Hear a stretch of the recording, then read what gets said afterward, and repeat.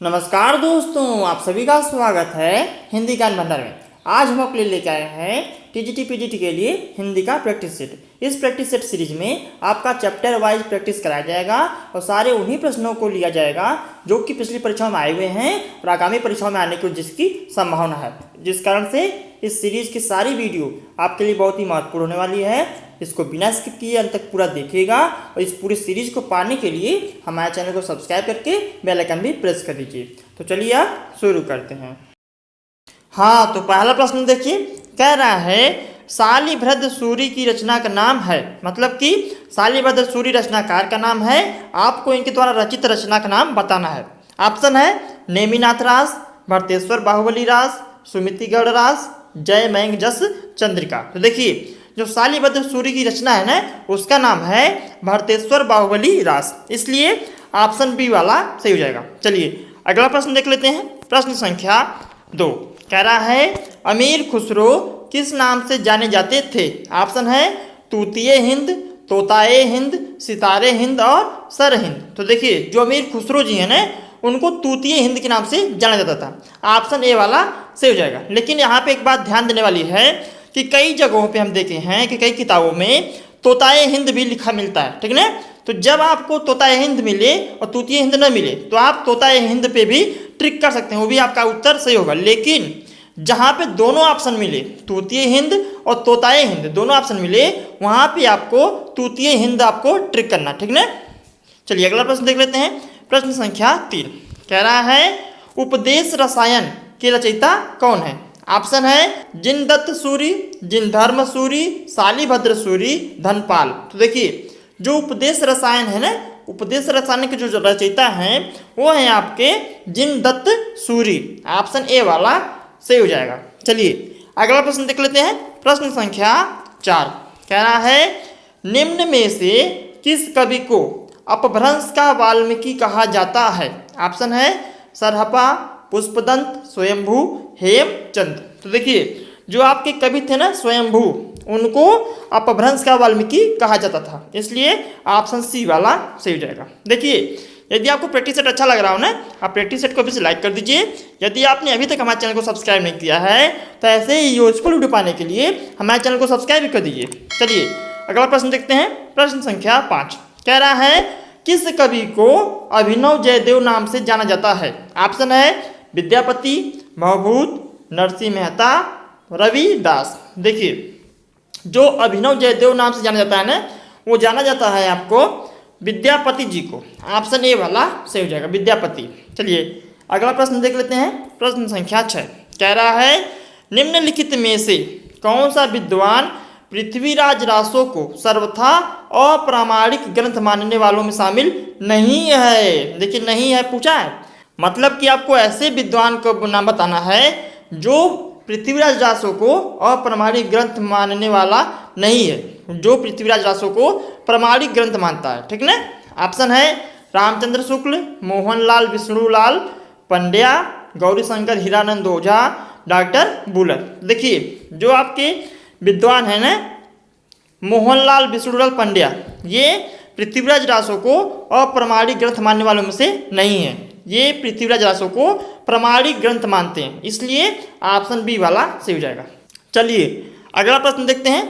प्रश्न संख्या 7 कह रहा है कीर्तिलता किस भाषा की रचना है। ऑप्शन है अवहट्ट, अपभ्रंश, मैथिली, ब्रज। देखिए, जो कीर्तिलता रचना है ना, वो आपकी अपभ्रंश भाषा की रचना है। ऑप्शन बी वाला सही हो जाएगा। चलिए अगला प्रश्न देख लेते हैं। प्रश्न संख्या 8 कह रहा है आदिकाल में किस कवि ने अवहट्ट भाषा में रचना की है। ऑप्शन है अमीर खुसरो, अब्दुल रहमान, कुतुबन, मंझन। देखिए, जो आदिकाल में रचना करने वाले जो कवि हैं ना अवहट्ट भाषा में, वो हैं आपके अब्दुल रहमान। ऑप्शन बी वाला सही हो जाएगा। और उस रचना का नाम क्या है जो अवहट्ट भाषा में रची गई है, उसका नाम है संदेश रासक, ठीक है ना। चलिए अगला प्रश्न देख लेते हैं। प्रश्न संख्या 9 कह रहा है फारसी का यह कथन किसने कहा था। कथन क्या है, मैं हिंदी की तूती हूँ, तुम्हें मुझसे कुछ पूछना हो तो हिंदी में पूछो, तब मैं तुम्हें सब कुछ बता दूंगा। ऑप्शन है अमीर खुसरो, तुलसीदास, सूरदास, रविंद्रनाथ ठाकुर। तो देखिए जो ये फारसी का कथन है ना, ये कथन को कहने वाले हैं अमीर खुसरो जी। ऑप्शन ए वाला सही हो जाएगा। चलिए अगला प्रश्न देख लेते हैं। प्रश्न संख्या 10 कह रहा है आदिकाल को अन्य किस नाम से जाना जाता है। ऑप्शन है वीरगाथा काल, आधुनिक काल, छायावादी काल, प्रगतिवादी काल। तो देखिए जो आदिकाल है ना, आदिकाल को वीरगाथा काल के नाम से भी जाना जाता है, इसलिए ऑप्शन ए वाला सही हो जाएगा। चलिए अगला प्रश्न देखते हैं। प्रश्न संख्या 11 कह रहा है आल्हा किस ऋतु में गाया जाता है। ऑप्शन है ग्रीष्म ऋतु, शरद ऋतु, वर्षा ऋतु और वसंत ऋतु। तो देखिए आल्हा वैसे तो किसी ऋतु में भी आप गा सकते हैं, लेकिन जो विशेष तौर पे गाने वाली ऋतु है आल्हा को, वो है वर्षा ऋतु। ऑप्शन सी वाला सही हो जाएगा। चलिए अगला प्रश्न देख लेते हैं। प्रश्न संख्या 12 कह रहा है किन रचनाकारों की भाषा को संध्या भाषा कहा गया है। ऑप्शन है बौद्ध सिद्ध, जैन मुनि, संत कवि, रासक परंपरा के कवि। देखिए जो संध्या भाषा कहा गया है ना, वो उन रचनाकारों को कहा गया है जो कि थे बौद्ध सिद्ध। ऑप्शन ए वाला सही हो जाएगा। बौद्ध सिद्ध रचनाकारों की भाषा को संध्या भाषा कहा गया है। चलिए अगला प्रश्न देख लेते हैं। प्रश्न संख्या 13 कह रहा है अपभ्रंश के प्रथम महाकवि कौन थे। ऑप्शन है हेमचंद्र, स्वयंभू, रामचंद्र, सोमप्रभ सूरी। तो देखिए जो अपभ्रंश के प्रथम महाकवि थे ना, वो थे आपके स्वयंभू।